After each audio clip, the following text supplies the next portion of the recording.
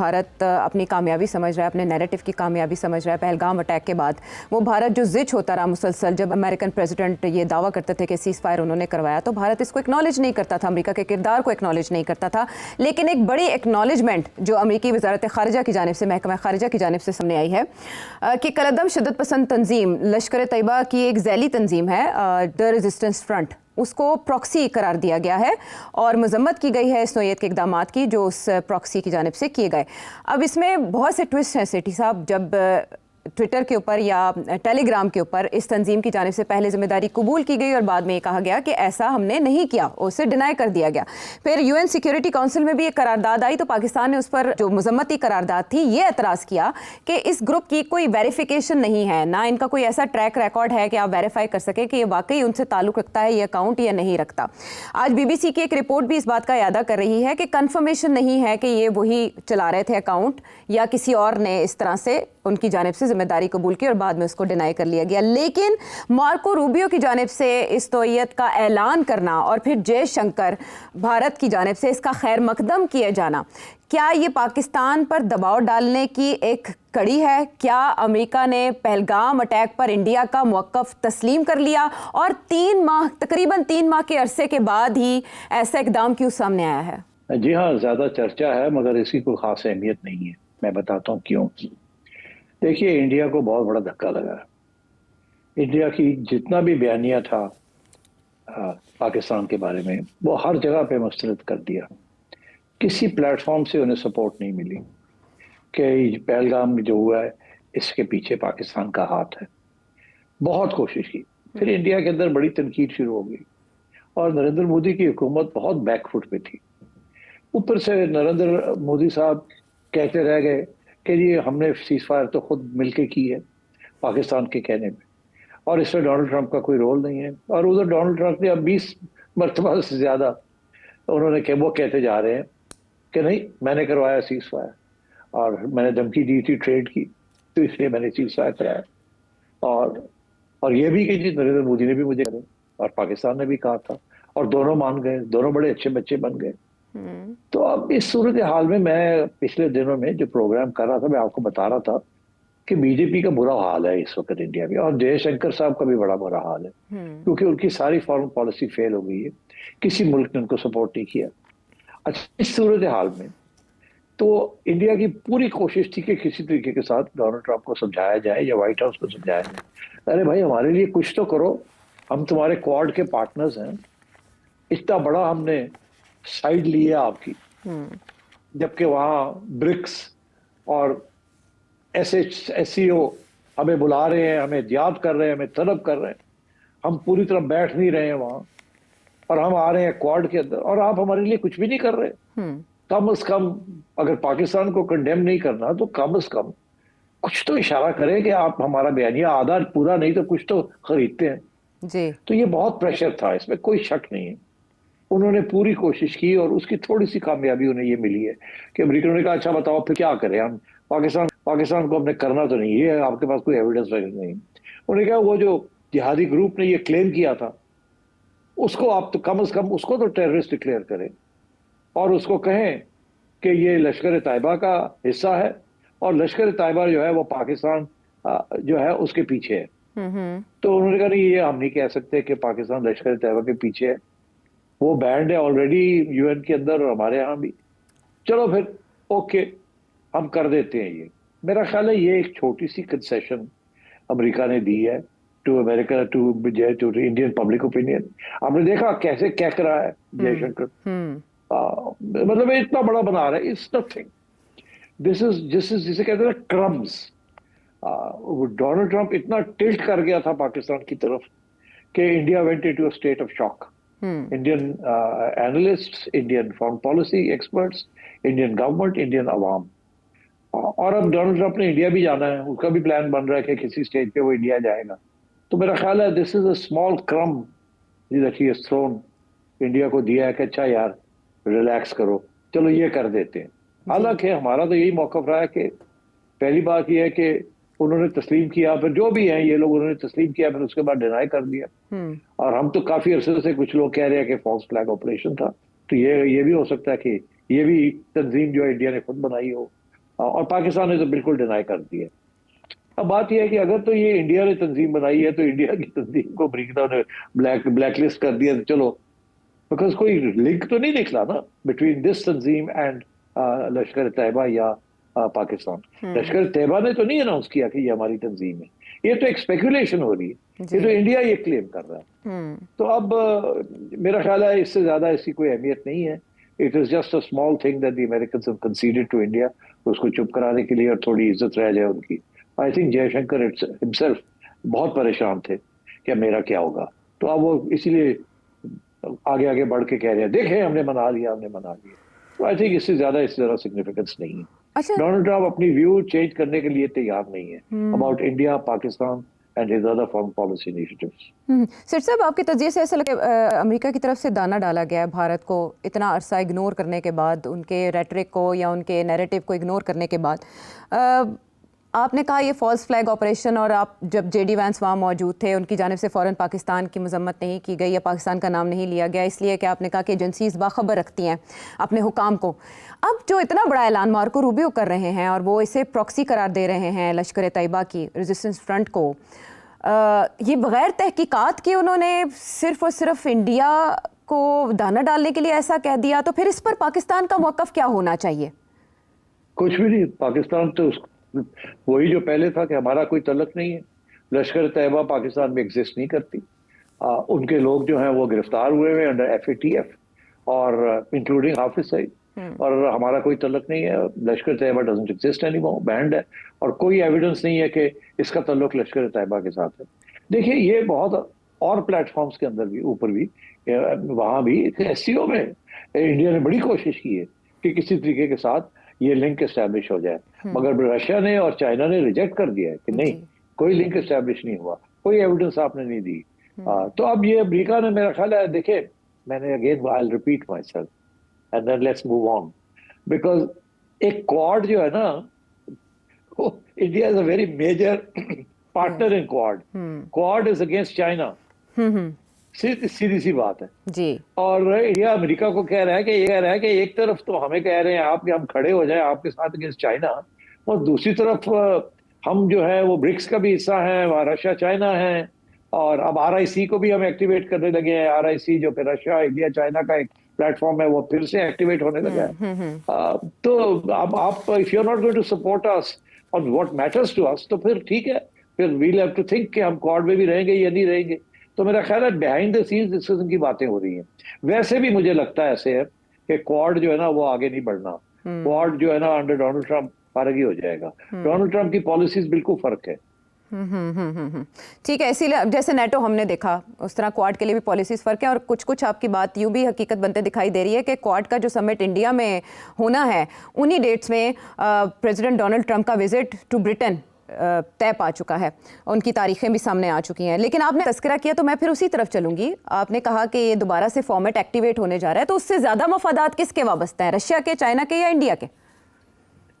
देखिए ये जो RIC जो है जी, ये 1996 में गालबन जी जी क्रिएट की गई थी जी। 1996 में इंडिया बिल्कुल ही नॉन अलाइंड किस्म की सिचुएशन में था। It was not an American ally, in fact बड़े क्लोज तल्लुकात थे विद रशिया। और अभी 2020 में जो वाकया हुआ है, वो एक दफा जो जंग हुई है वो अभी हुई नहीं थी, और चाइना के साथ भी तल्लुकात बढ़ रहे थे और तजारत बढ़ रही थी। तो उस वक्त ये RIC बनी। फिर RIC की कुछ 3-4 साल तो मीटिंग्स नहीं हुई, बिकॉज वो कश्मीर वाला इशू शुरू हो गया and so on and so fourth. मगर 2020 के बाद कोविड आ गया, और उसके बाद भी कोई खास मीटिंग्स नहीं हुई। मगर 2000 से लेके 2020 तक कोई 20 मीटिंग्स होती रही हैं आहिस्ता, मतलब ऑन बेसिकली ट्रेड और इस किस्म के इश्यूज के ऊपर, कोई स्ट्रेटेजिक इश्यूज के ऊपर ज्यादा बात नहीं होती थी। ये रूस और चाइना ने इसको इसलिए बनाया था और इंडिया को इसके अंदर लेके आए थे ताकि इंडिया को अमेरिका की तरफ जाने से रोका जाए, उसको करीब रखा जाए अपने। उस वक्त SCO नहीं बनी थी जब ये बना था, तो और SCO जब बनी तो उसमें भी आपको याद होगा कि ओरिजिनली रशिया, चाइना और सेंट्रल एशियन स्टेट्स थी, उससे कोई इंडिया नहीं था। वो तो बाद में फिर इंडिया भी आ गया और अब पाकिस्तान भी आ गया है और लोग भी आ गए हैं। मगर ओरिजिनली SCO में भी देयर वाज नो इंडिया। तो ये एक ही प्लेटफॉर्म था जहां रूस और चाइना इंडिया को अपने करीब रखना चाहते थे, और इंडिया के भी सारे हथियार वगैरह जो थे आ रहे थे फ्रॉम रशिया, बड़ी डिपेंडेंसी थी। तो आई थिंक अब RIC अब जो एक्टिवेट हो रही है उसमें बड़ी इंटरेस्टिंग डेवलपमेंट ये है कि रशिया चाइना बहुत कीन है, वो चाहते हैं कि जल्दी जल्दी इंडिया को इसको रीएक्टिवेट किया जाए। मगर इंडिया क्योंकि क्वाड में है अभी तक, और ब्रिक्स में भी है, और SCO में भी है, अब इंडिया को ये फिक्र पड़ी हुई है कि ये ना हो कि हम अब RIC में चले जाएं और America gets very angry with us और कहे कि ये तो बिल्कुल ही हमें छोड़ के सारे रशिया और चाइना ग्रुप्स में जा रहे हैं।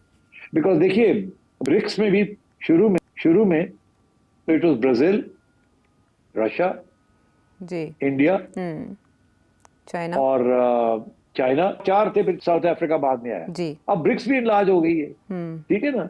तो अब ये सारे ग्रुप्स जो बन रहे हैं they are becoming part of the global south. अच्छा, इंडिया इस स्टेज पे मूव कर रहा है to the global north with quad, अच्छा, and Narendra Modi's alliance with America ji. तो आई थिंक इस किस्म की सिचुएशन है, आपको बहुत मुश्किल हालात पे फाइट करता है।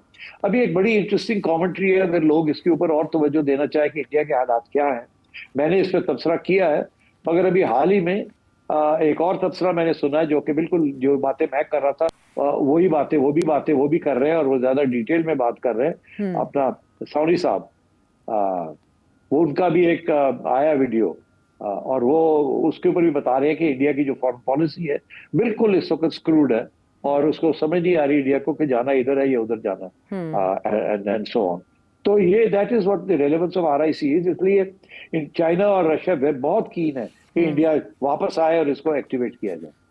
मीनवाइल जो हम हुकाम इंडियन हुकाम के विजिट देख रहे हैं चाइना के तवातर से, फिर ब्रिक्स की साइडलाइन पे प्रेसिडेंट शी से मुलाकात भी हुई नरेंद्र मोदी जी की, फिर हमने अजीत डोवल साहब का विजिट देखा, राजनाथ का देखा, अभी हाल ही में जयशंकर भी मुलाकात करके आए हैं वहाँ अपने हम मनसब के साथ, और उन्होंने इस बात की ज़रूरत पर जोर दिया है कि जो चाइना के साथ हमारे मामलात हैं या तनाज़ात हैं उन्हें वंस फॉर ऑल सॉल्व हो जाना चाहिए। इस इंटेंशन के साथ वो बातचीत कर रहे हैं।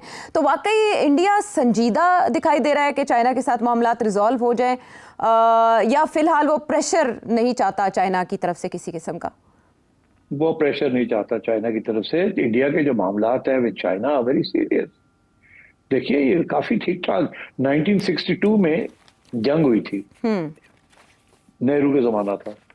उसके बाद 2020 के बाद ये जो अपर नॉर्थ वहां जो लड़ाई हुई है इट वाज क्वाइट सीरियस जी। और अब जो चाइना ने रिसेंटली इंडिया की एक प्रोविंस से ऊपर वाली जो प्रोविंस है अरुणाचल प्रदेश, उसका हिस्सा जो है वो कहते हैं ये तो चाइना का, वो कहते हैं इंडिया का है ही नहीं। ऊपर से चाइना धमकी दे रहा है उनको कि अगर पाकिस्तान का पानी आपने रोका तो हम भी आपका पानी रोक सकते हैं जी। मतलब ये तरीके होते हैं ना बताने के।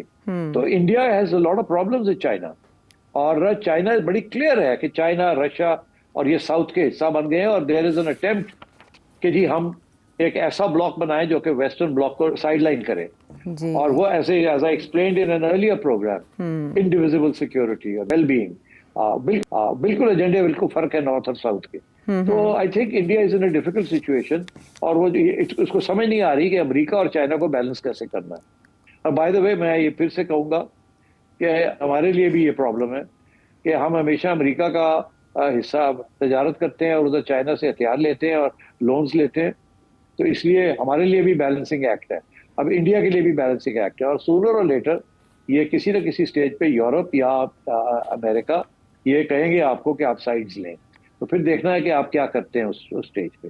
जैसे आप सऊदी अरेबिया है या इस किस्म के लोग हैं उनको भी यही कहा जा रहा है साइड्स लें, मगर क्योंकि वो फंसे हुए हैं इन एन एरिया जहाँ Israel is a big imperialist अग्रेसर, साम्राज्य किस्म की ताकत है, और वो काफी डिस्टेबलाइजिंग इन्फ्लुएंस है, वेरी पावरफुल, और वो लोग रिस्क नहीं ले सकते। उनके लिए भी बड़े प्रॉब्लम्स आगे आ रहे हैं। जैसे वेस्टर्न सिविलाइजेशन या वेस्टर्न पावर की डिक्लाइन हो रही है और इकोनॉमीज की डिक्लाइन हो रही है relatively to China and others, तो India has to find a place for itself. क्या इंडिया इधर जाएगा या इधर जाएगा, पाकिस्तान इधर खड़ा होगा या उधर खड़ा होगा, these are very important questions. Afghanistan ने तो फैसला कर लिया है, वो तो चाइना के साथ और रूस के साथ जा रहा है। अब आपने फैसला करना है। ईरान जो है उसने भी फैसला कर लिया कि वो चाइना और रूस के साथ जा रहा है। तो आपके ऊपर वाले सारे मुल्क जो है दे हैव ऑल डिसाइडेड आप रह गए और इंडिया रह गए। ठीक है, ये बड़ी इंटरेस्टिंग सिचुएशन है जिसका नक्शा आप खींच चुके हैं और आपने अफगानिस्तान का भी तस्करा किया और ईरान का भी। ईरान पर मैं बाद में जाऊंगी, लेकिन मैं पहले अफगानिस्तान के हवाले से ये सवाल आपसे जानना चाहूँगी कि कल आपने अप्रिशिएट किया था इसहाक डार साहब के स्टेटमेंट को जो उन्होंने SCO के प्लेटफॉर्म से दी जब अटैक किया गया ईरान के ऊपर इसराइल और अमेरिका की जानिब से। बट अभी ये खबर आई है कि वो अमेरिका जा रहे हैं इसहाक डार साहब। अब वो उनका विजिट शेड्यूल्ड है इसी माह में, तो वहाँ से क्या लेकर आएंगे और वहाँ जाकर क्या कहेंगे इसहाक डार साहब? वहां सवाल करेंगे, उनको मीडिया करेगा और मेरा ख्याल है वो डट के बोलेंगे जो बोलना है उन्होंने, जो उन्होंने वहां कहा SCO में वही कहेंगे कि देखे ना हमारा मौकफ बड़ा सिंपल सा है, लेकिन वी आर न्यूक्लियर पावर जी, हम तो रिस्क ले ही नहीं सकते कि हम सपोर्ट करें किसी ऐसे पावर को जो कि एक न्यूक्लियर पावर के ऊपर हमला करे, क्योंकि ये Iran is a budding nuclear power ना, बनने जा रहा था, उसके ऊपर हमले हो रहे हैं उसको रोकने के लिए। तो हमारे ऊपर भी बड़े सैंक्शंस लगे हैं, हमारे ऊपर भी बड़े दबाव आए हैं 90 की दिहाई में और किसी स्टेज पे आगे भी आ सकते हैं, क्योंकि ये एक प्रेशर पॉइंट है वेस्टर्न सिविलाइजेशन और वेस्टर्न नॉर्थ ब्लॉक के पास। तो इसलिए आई थिंक हमारी मौक़िफ़ तो बड़ा क्लियर कट है, जो भी अटैक करेगा किसी और मुल्क के ऊपर we have to oppose it. अभी इंडिया ने हमारे पे अटैक किया, so we have to oppose it. Any country that attacks another country, वो we have to oppose it. Any intervention जो है वो you have to oppose it. हम इजरायली इंटरवेंशन को अपोज करते हैं, अमेरिकन इंटरवेंशन को अपोज करते हैं, इंडियन इंटरवेंशन को अपोज करते हैं, and because now we are going to be part of the China block which is indivisible security. किसी के ऊपर अटैक वैक नहीं करना, मिलके बातचीत करके करना है, लड़ाई झगड़े नहीं करने। तो अब तो फलसफा चेंज होता जा रहा है, एंड आई थिंक इसहाक डार साहब ने बड़े सही ये पोजीशन ली है। अच्छा, जो पोजीशन पाकिस्तानी वज़ारत ख़ारिजा ने ली है, महकमा ख़ारिजा के तर्जुमान ने ली है अबाउट अमेरिका का जो एक स्टेटमेंट सामने आया है कि पाकिस्तान में ईरानी सफ़ीर मोस्ट वांटेड शख्सियत हैं अमेरिका के लिए, लेकिन पाकिस्तान ने उन्हें इंतहाई काबिल एहतराम शख्सियत करार दे दिया है और उनके ऊपर जो एतराज़ात आयद किए हैं उन्हें रिजेक्ट कर दिया है। सेठ साहब, ये क्या मामला है? इस मरहले पे आकर ईरानी सफ़ीर को मोस्ट वांटेड करार देना, ये कैसी चाल है? ये टिपिकल अमेरिकन प्रेशर है, both on Iran and on Pakistan, और मेरा ख्याल है बड़ा अच्छा मौक़िफ़ लिया है पाकिस्तान के फॉरेन ऑफिस ने और इसहाक डार साहब ने कि वो एक सफ़ीर है of a friendly country that is the victim of an aggression, और कोई एविडेंस आपने प्रेजेंट नहीं की और आप किसी को टेररिस्ट बना रहे हैं। इन एनी केस ये मसला पाकिस्तान का नहीं है, ये is between Iran and America. अगर ईरान यहाँ एक एम्बेसडर भेजते हैं और हम उसको एक्सेप्ट करते हैं, that's the end of the matter. हमारे और कोई तीसरा मुल्क हमें नहीं कह सकता कि फलाने को निकालें या फलाने को रखें। This is between Iran and Pakistan, full stop. असल में ऐसा है कि अल्बानिया से इससे पहले जिन 3 शख्सियात के नाम इसमें शामिल किए गए हैं, अल्बानिया से उनमें से एक शख्सियत को बेदखल किया जा चुका है, वो वहाँ सफ़ीर थे। और आपको पता है कि पाकिस्तान की हिस्ट्री में मुल्ला ज़ईफ़ जो अफ़गानी सफ़ीर हैं उनका वाक़या भी याद है, और अभी हाल ही में हमने एबी गेट अटैक के एक मुजरिम को भी अमेरिका के हवाले किया, शरीफुल्ला। सो इसको जहन में रखते हुए बहुत से भारत में बात ये की जा रही है कि पर्सोना नॉन ग्रेटा करार दिया जा सकता है या ईरान इन सफ़ीर को वापस बुला सकता है। क्या ऐसा भी होगा? पाकिस्तान दबाव में आ सकता है? मैं समझता हूँ पाकिस्तान कभी भी पर्सोना नॉन ग्रेटा नहीं करेगा। अलबत्ता ईरान अगर उसको विड्रॉ करना चाहे तो पाकिस्तान रोकेगा नहीं, उसको कहेगा हाँ आपका एम्बेसडर है, आप बुलाना चाहे बुला लें। बट पाकिस्तान देखे, एक फ्रेंडली मुल्क के सफीर जो कि टेररिस्ट, मतलब है कि उसको अमेरिका कह रहा है कि वो टेररिस्ट है, हम तो नहीं कह रहे कि वो टेररिस्ट, तो इसलिए उसको कंपेयर करना विद मुल्ला ज़ईफ़ और with somebody else is not right. Afghanistan तो उस वक्त सारा मुल्क को ही वो टेररिस्ट डिक्लेयर किया हुआ था ना उन्होंने, तालिबान को सारे टेररिस्ट डिक्लेयर किया हुआ था। हम भी कहते थे हाँ दे आर टेररिस्ट। तो इसलिए I think you can't compare that with that. बाकी जो लोग यहाँ पाकिस्तानी थे या कोई बाहर मुल्क से आए हुए थे यहाँ इनकलाब करने के लिए, जैसे उसामा बिन लादेन आए हुए थे वगैरह वगैरह, तो we have no issues with that. अगर ग्लोबल टेररिस्ट है और हमारे यहाँ छुपे हुए हैं, बैठे हुए हैं, तो they can be removed, but they were not diplomats, they did not enjoy diplomatic immunity. ठीक है, इस सिलसिले में हमने मौक़िफ़ देख लिया पाकिस्तानी वज़ारत ख़ारिजा का। उनकी जानिब से कहा गया है कि काबिल एहतराम शख्सियत सफ़ीर पाकिस्तान में मौजूद, इस पर क्या पेशरफ्त हो सकती है, सेठी साहब का एनालिसिस आपने जाना।